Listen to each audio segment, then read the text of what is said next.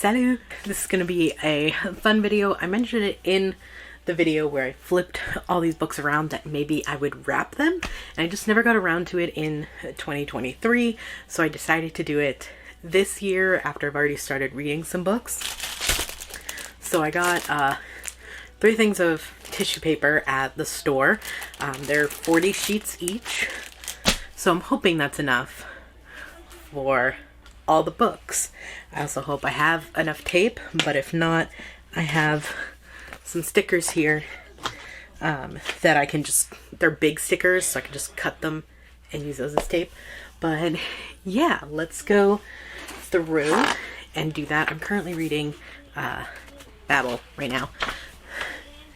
But I think what I'm also going to do is, as I'm going through it, I'm going to look at the books, and if I don't want them anymore, I'll put them in the donate, just to kind of clear books out even more, because I'm going to be moving later this year. Where I'm moving to, I don't know, but having less books to move, it's a no-brainer for this girl who doesn't like to lift things. So let's get started.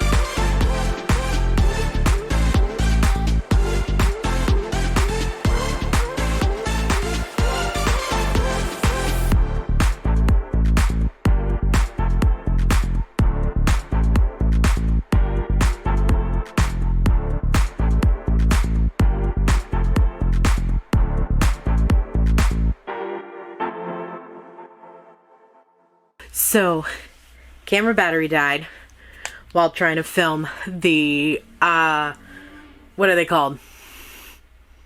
Time lapses. But I finished wrapping them all in the tissue paper, and for the most part, I can't tell what book is what. Obviously, some of the bigger ones I can tell.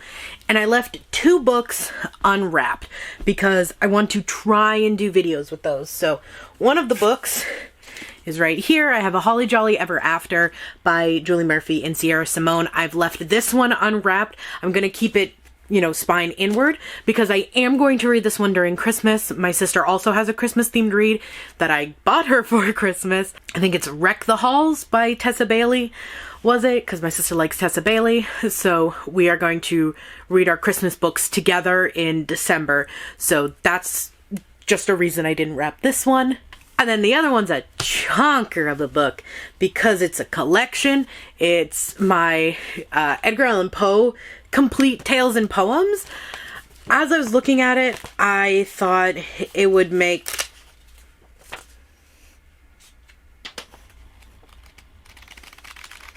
okay, interesting.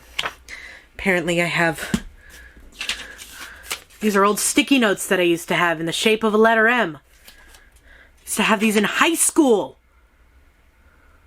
That's how long I've had this book. But I have not read all of his poems and his short stories of Edgar Allan Poe. So I figured maybe during Halloween, it might be fun to read this.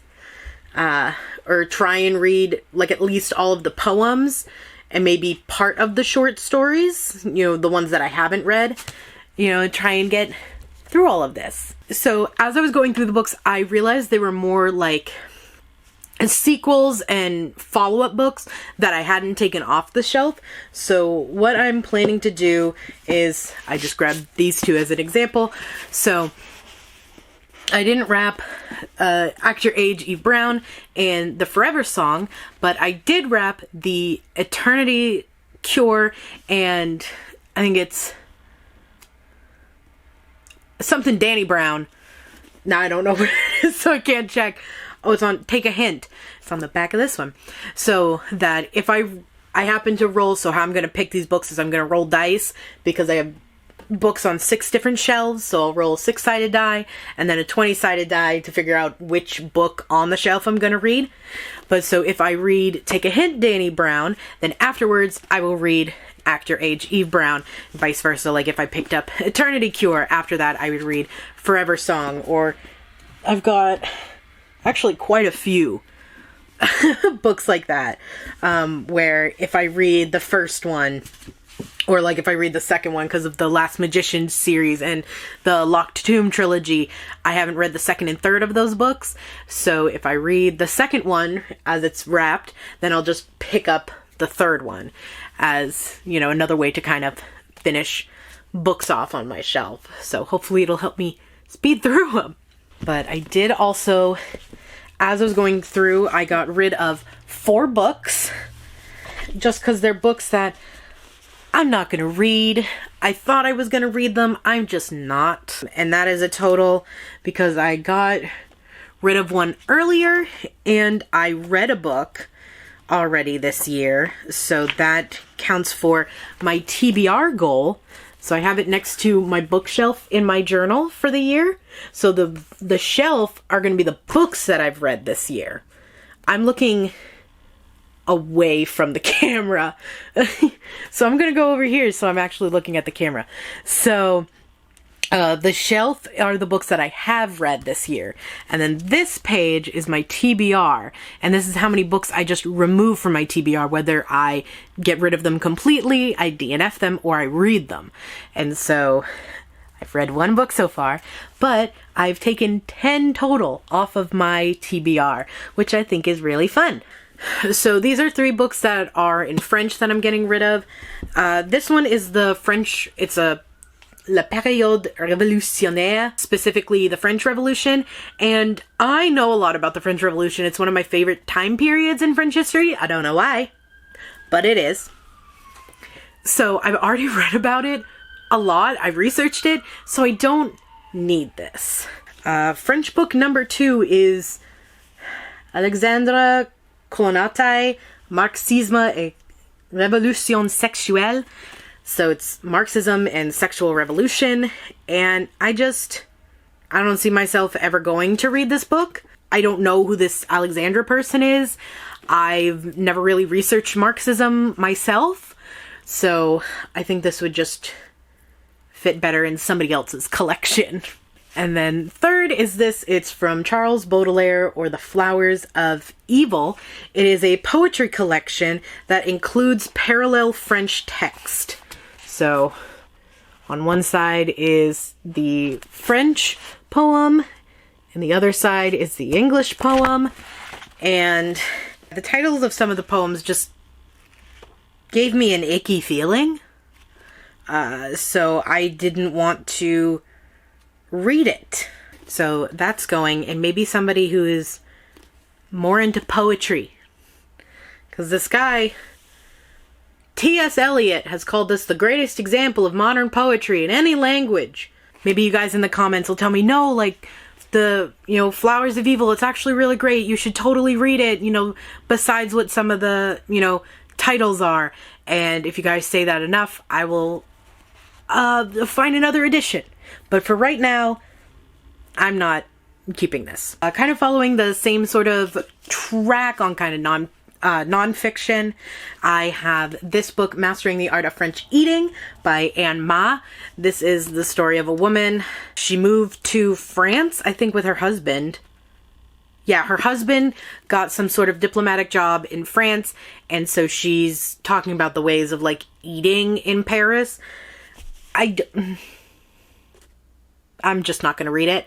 I used to have 2 books that was like French women, like a French woman diet. And it was like how to still eat carbs and stuff, but be on a diet. And I was like, oh, I'll do that because French and I'm plus size. So obviously I need a diet. And I bought this book at the same time. And I've gotten rid of those other 2 books, but I haven't gotten rid of this one. And I think it's time to get rid of this one because I've had it for years and I'm just not going to read it. Okay, so now we're starting into the for fiction books that I got. And the first 2 are classic books. And I'm just not big on classics. I've attempted to read classics. I didn't like classics when I read them in high school. So I'm not gonna. And maybe it's just because of the edition of the book I have just makes me not want to read it. And maybe I'll read it later. Maybe it'll be a book I get from the library later on. But so the first one is 20,000 Leagues Under the Sea by Jules Verne. This is like a journey to the center of the earth sort of novel, I think. The next classic is Little Women by Louisa May Alcott. I don't like reading books necessarily from this time period. I think it's just a little, I don't know, I don't necessarily want to say dull, but to me, I just don't like a lot of books from this particular time period. I'd rather watch the movies, maybe. I know I didn't like Wuthering Heights, and I'm pretty sure they're set at like the same time period as this, so no. Then the last 2 books, one is a historical fiction, and that is The Raven's Heart. This is by Jessie Blackadder.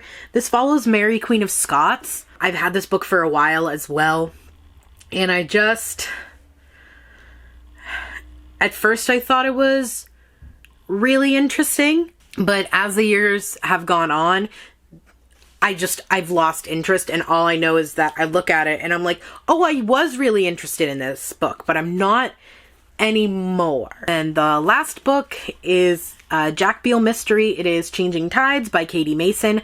I bought this when I was in college in a local, small business bookstore because it said local author and signed copy. It is, in fact, signed by Katie Mason. This is also the second book in sort of, not a series, but companion series. So it's this Jack Beale kind of saga. So there's going to be things about this character that I don't know yet. And I'm just not 100% into it.